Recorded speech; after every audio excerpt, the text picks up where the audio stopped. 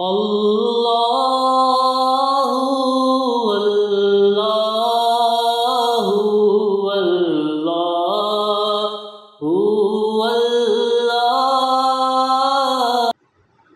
تو سامعین،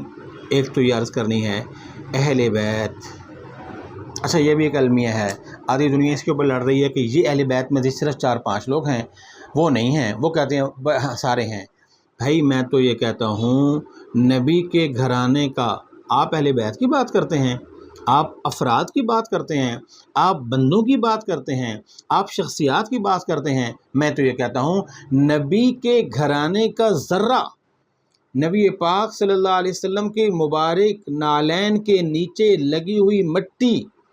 میرے نزدیک اس دنیا زمین آسمان سے زیادہ قیمتی ہے، پھر کیا اہل بیت۔ حضرت انس رضی اللہ تعالیٰ عنہ خادم رسول تھے صلی اللہ علیہ وسلم، آپ کے گھر والوں میں سے نہیں تھے، آپ کے کنبے میں سے نہیں تھے، خادم تھے۔ آپ دیکھیں قرآن کی کتنی حدیثیں ان سے روایت ہیں، جی 10 سال خدمت کی اور فرمایا میرے ماں باپ قربان، آپ نے مجھے اف تک نہیں فرمایا۔ اللہ نے برکت کی دعا دی، تو جب حرم پاک میں طواف فرما رہے ہوتے تھے تو 100 کے قریب تو صرف ان کے دائیں بائیں کے اپنے بچے طواف کر رہے ہوتے تھے۔ اگر خدمت کا صلہ یہ ہے، اور میں صلہ نہیں کہہ رہا، یہ تو برکت ہے، صلہ تو اگلے جہان میں ملے گا، خدمت کی وجہ سے یہ ملتا ہے، تو جو خود اطرت میں سے ہے، جو نبی کے ساتھ جو بستر پہ بیٹھے ہیں، جو نبی کے ساتھ ایک برتن میں کھاتے ہیں، جو نبی کے ساتھ ایک چھت کے نیچے سوئے ہیں،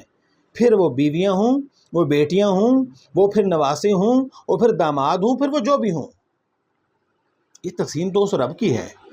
آپ نے فرمایا میری ایک بیٹی میں نے عثمان کو دی، وہ دنیا سے رخصت ہو گئی، میں نے دوسری بیٹی عثمان کو دی، وہ بھی رخصت ہو گئی۔ میری اگر 10 بیٹیاں ہوتی، ترمذی شریف کی روایت کے مطابق، اور ایک جگہ اور بھی روایت ہے کہ میں وہ 10 بیٹیاں ہوتی تو میں ایک ایک ایک ایک کر کے عثمان کے نکاح میں دے دیتا، ذن نورین، 2 نوروں والا۔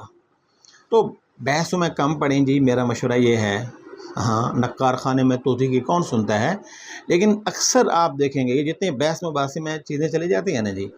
اور سوشل میڈیا بھرا پڑا ہے، بچے بچیاں ایک دوسرے کو لگے ہوئے ہیں، ہم یہ نہیں مانتے تم وہ نہیں مانتے، اذانیں ہو رہی ہیں، نمازیں مسجدیں خالی ہیں، کوئی رب کے دربار میں حاضر نہیں ہو رہا، اور نہ صرف بحث مباحثہ ہو رہا ہے۔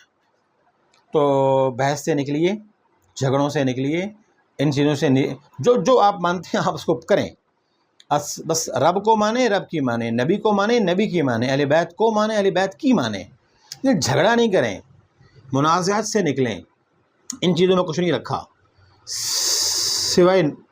سوائے مزید بندہ نیکی سے دور ہو جاتا ہے۔